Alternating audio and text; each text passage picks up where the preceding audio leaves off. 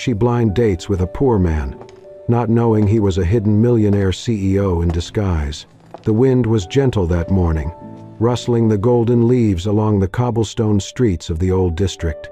Nestled between a used bookstore and a vintage flower shop stood Maple & Co., a small cafe with ivy creeping up its brick facade and windows that seemed to always glow with quiet comfort. It was Amelia Rowe's favorite spot.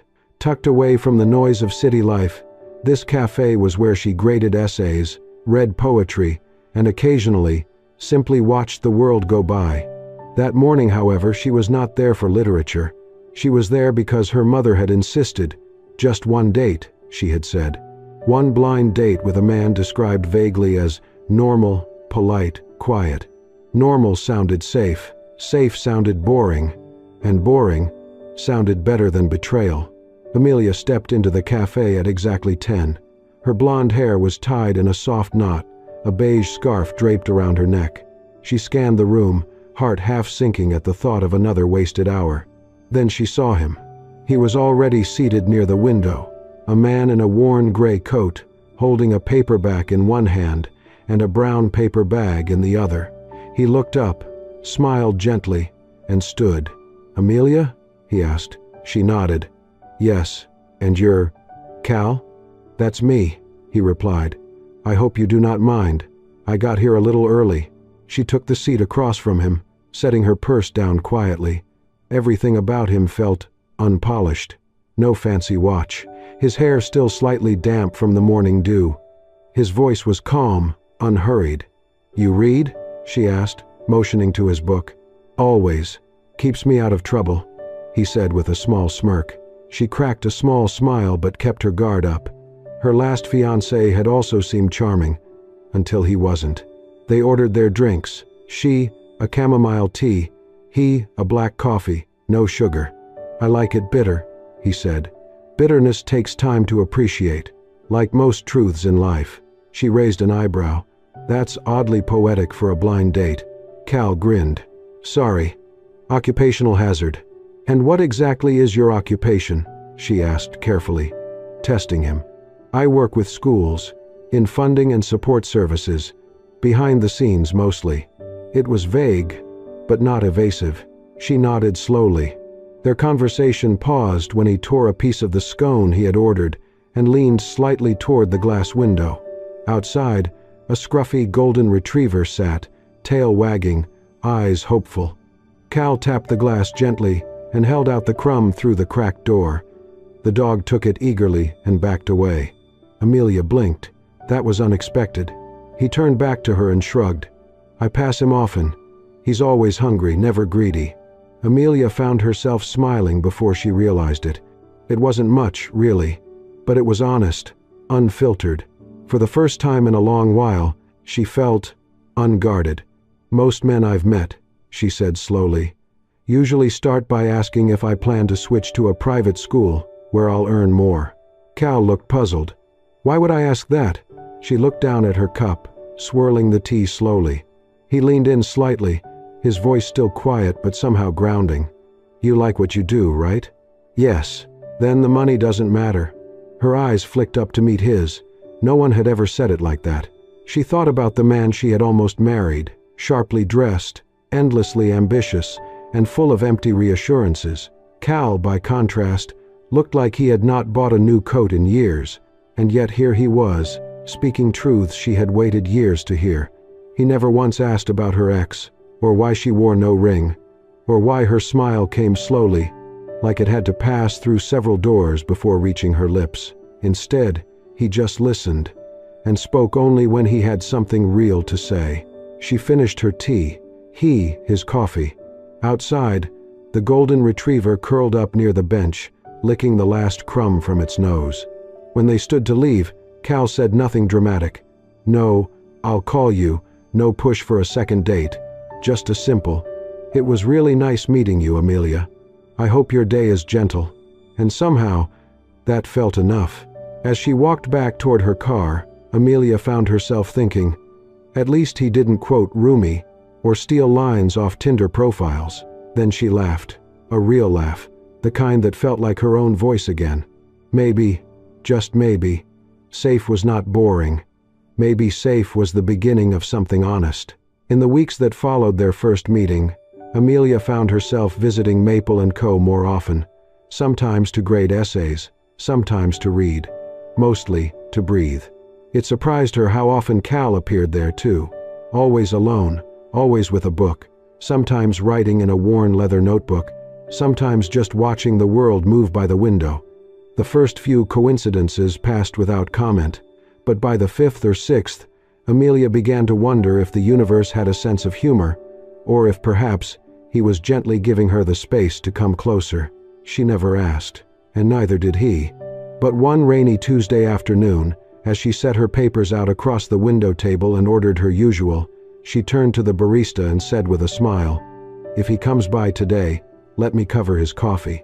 The barista raised an eyebrow. "You mean the guy with the book and the coat that looks like it's been through 100 winters?" "That's the one." "Anything special written on the cup?" Amelia paused, thinking. Then she said softly, "No, just tell him. It's on someone who appreciates quiet company."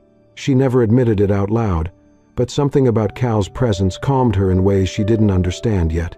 He never flirted, never pushed, never asked for more than what she was ready to give. And that, strangely, made her want to give more. One afternoon, as gray clouds rolled across the sky and the streets began to glisten, Amelia stood outside the cafe waiting for the bus.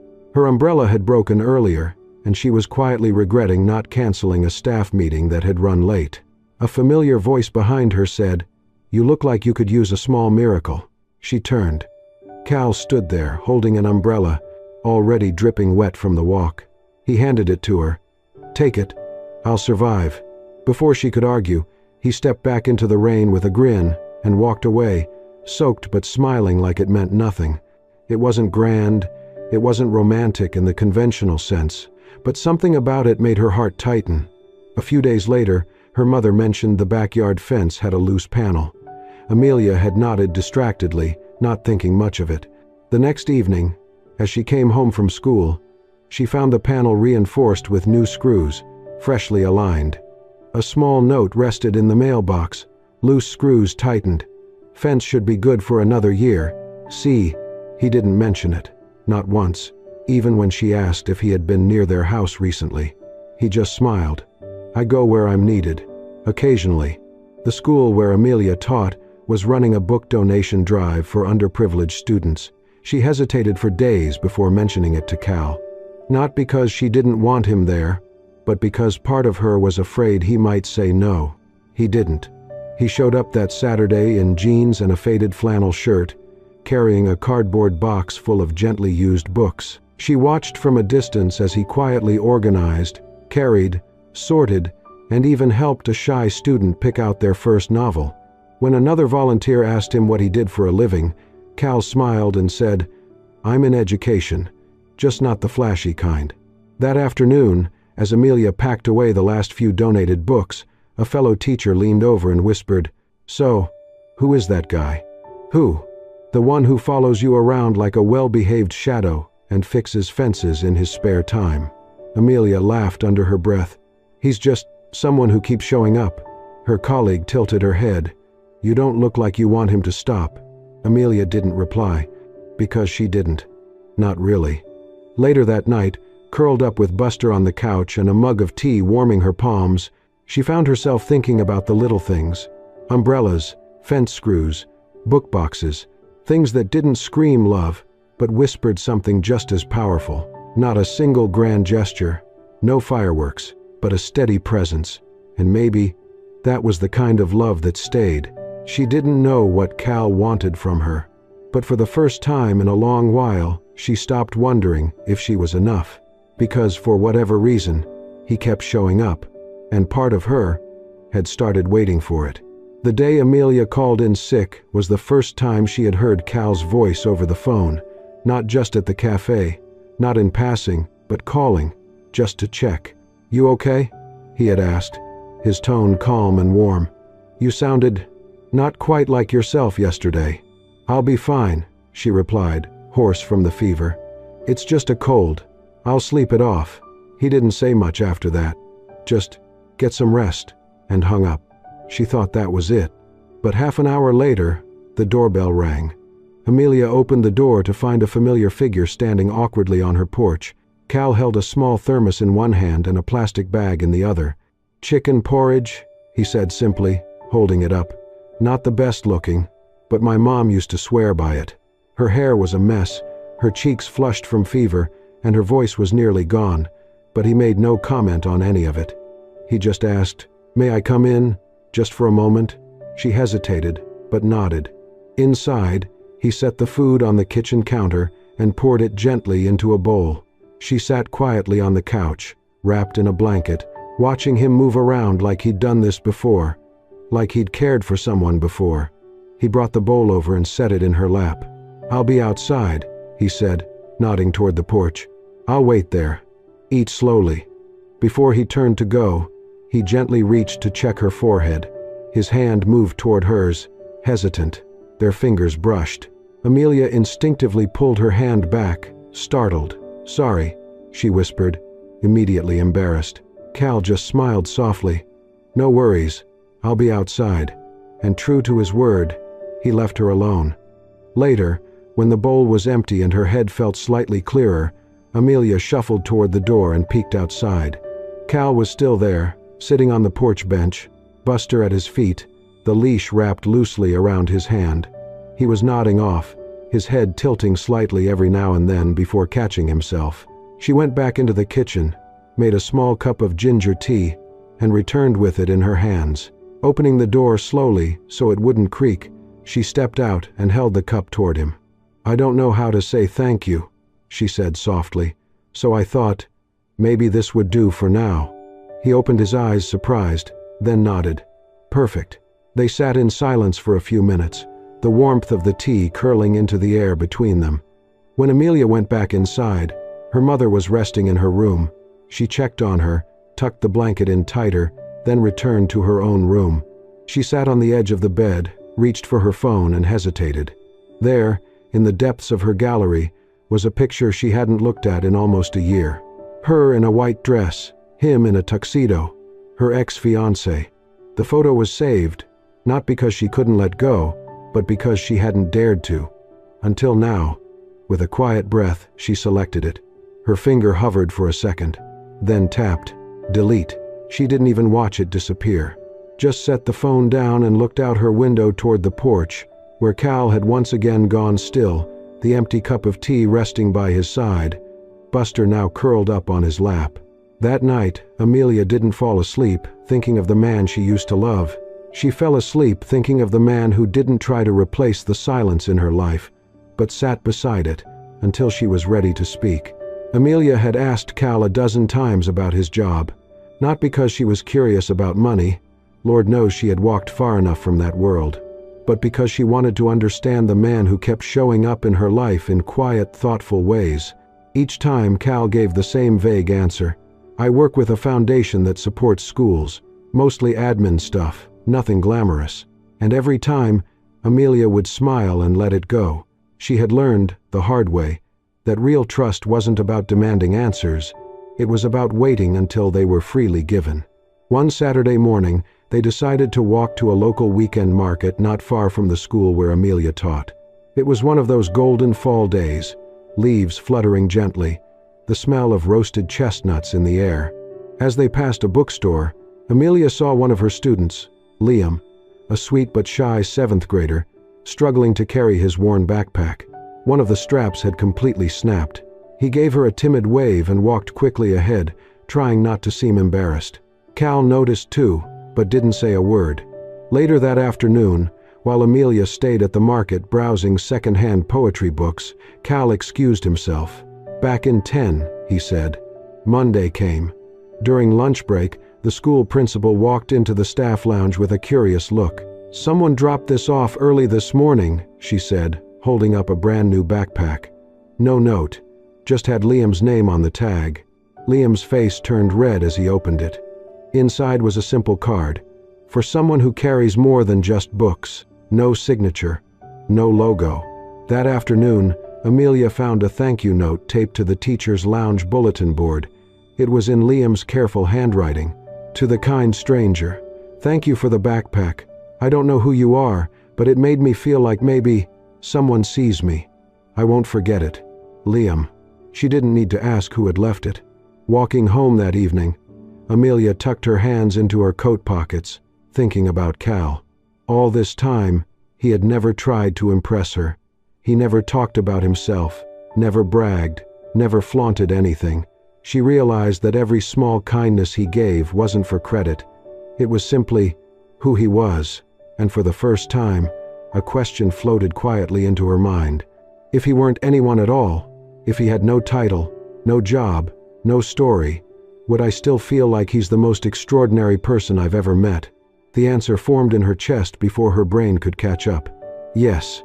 That weekend, they sat on a park bench with cups of takeout coffee between them. Cal watched a squirrel try to steal a bag of chips from a distracted kid, and they both laughed softly. "You don't talk much about yourself," Amelia said gently. "I figure the more I talk," he said, glancing at her, "the more I might say something I'll regret." She tilted her head. "That sounds like someone who's been hurt." He nodded slowly. "Haven't we all?" She didn't press further. Instead, she sipped her coffee, then said, almost like she didn't mean to out loud, "If I ever decided to believe in love again, it'd have to be with someone like you." He turned toward her, surprised. She didn't look at him, just smiled faintly and added, "Someone who doesn't need to be anyone, to already be everything." For the first time in years, Amelia wasn't measuring love by grand gestures or lofty promises. She was measuring it by the silence between words, by the trust given without demand, by a backpack left in a principal's office, with no name attached, but somehow, all the meaning in the world. One chilly Thursday evening, Amelia sank into her couch with a steaming cup of tea, and Buster curled at her feet. The TV played in the background, the volume low. She wasn't really paying attention, just background noise for grading essays, until a familiar voice cut through. She looked up. There, standing confidently at a podium during a live broadcast, was Cal. He wore a dark suit and spoke with calm authority about educational equity. Behind him, the banner read, "National Forum for Rural Education Development. We believe every child, no matter their zip code, deserves a library with real books and real hope," he said. The camera cut to the moment he signed a pledge, $20 million in funding for public library expansion in underserved areas. The graphic at the bottom of the screen read, "Cal Bennett, CEO, Bennett Foundation." Her tea cooled in her hands. Her thoughts went numb. Cal, CEO. A man who had once told her, "I work in school support." A man who had fixed her mother's fence, brought her ginger tea, handed out backpacks anonymously. A man who had never once let slip who he truly was. She turned off the TV and just sat there, breathing in silence. The next morning at school, one of her students, Emily, came bouncing up to her desk during free period. "Miss Rowe, I got it. I got the scholarship." Amelia blinked. "Scholarship?" "Yeah," Emily beamed. "The Bennett Foundation one. Full ride, books, everything. I didn't even apply. It just showed up with a note. Said someone believed in me." Amelia felt her stomach drop. She pulled the letter from Emily's hands gently and scanned it. There was no name, no signature, just that same phrase, "Someone believes in you." The puzzle clicked into place with a sudden heavy thud. The anonymous backpacks, the quiet donations, the vague job, the aversion to being asked about money or work. She had been looking straight at the truth, but never seeing it. And now it was too late. She walked home that evening without texting Cal. She let the silence stretch like an ache.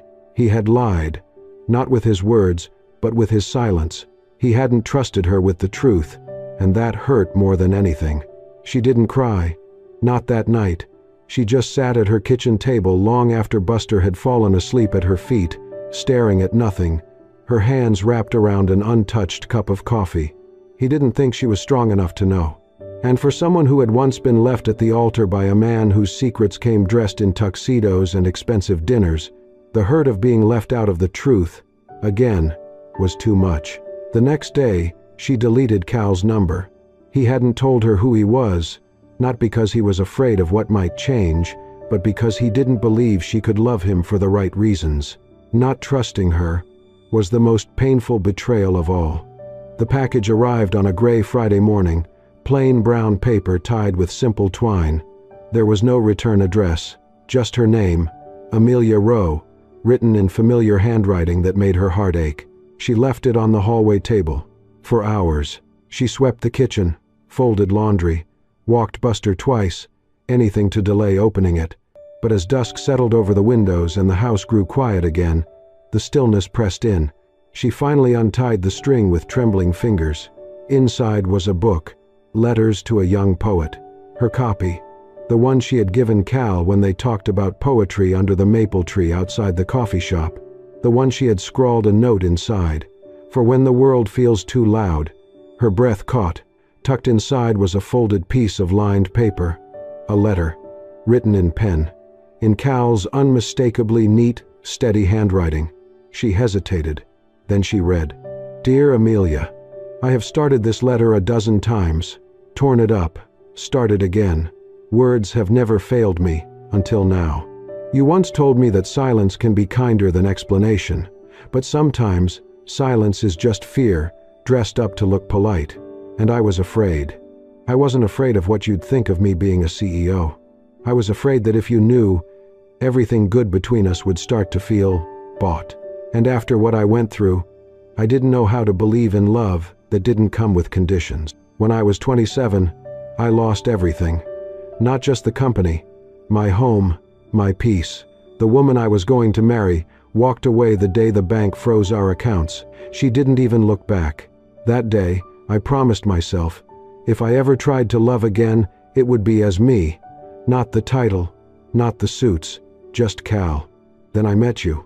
You and your tea-stained lesson plans, your love for broken-spined books, your stubborn loyalty to things that still matter, truth, kindness, simple mornings. You were never loud, but you were always clear. And you made me want to be clear, too. I never meant to lie. I only wanted to be seen before being recognized. You once gave me this book and said, "For when the world feels too loud." You didn't know you were also handing me a piece of your heart. Now I give it back. And if you never want to see me again, I'll understand. But if there's even a small part of you that still wonders what it could be like, I'll be sitting where we first met, Saturday, 10 a.m. No suits, no titles, just me. Because all I ever wanted was to be loved when I had nothing. Cal. By the end, the ink blurred beneath Amelia's tears. She pressed the book to her chest, held it there for a long time. Then, without even changing her sweater, she put on her coat, called Buster to the door, and walked out, toward Maple & Co. Toward the place where something soft and slow and true had started. At exactly 10:01 a.m. on Saturday morning, the small bell above the door of Maple & Co. jingled softly. Amelia had been sitting there since 9:45, hands wrapped around a mug of warm tea, trying not to look at the door every time it opened. She told herself she just needed closure, that if he didn't come, she would move on, that she could. But when she heard the familiar sound of the bell and saw the shape of a man stepping in out of the cold, everything in her heart caught in her throat. He was wearing the same worn gray coat from the first day they met, and in his hand, a paper bag, crinkled and slightly wet from the mist outside. She could already guess what was inside. Buster's favorite biscuits. Cal stood by the door for a moment, looking around the coffee shop like it was the first time he had ever seen it, like he needed to be sure it hadn't changed. And then he saw her. Their eyes met. He didn't smile right away. Neither did she. Instead, there was a silence between them, heavy with everything they hadn't said, but not uncomfortable. It was the kind of silence that only existed between people who had shared something real and fragile and unfinished. He took a slow step forward, then another. When he reached her table, he didn't sit. He simply stood across from her, eyes steady, hands slightly nervous at his sides. "I'm not good at speeches," he said. His voice was softer than usual. "And I've said less than I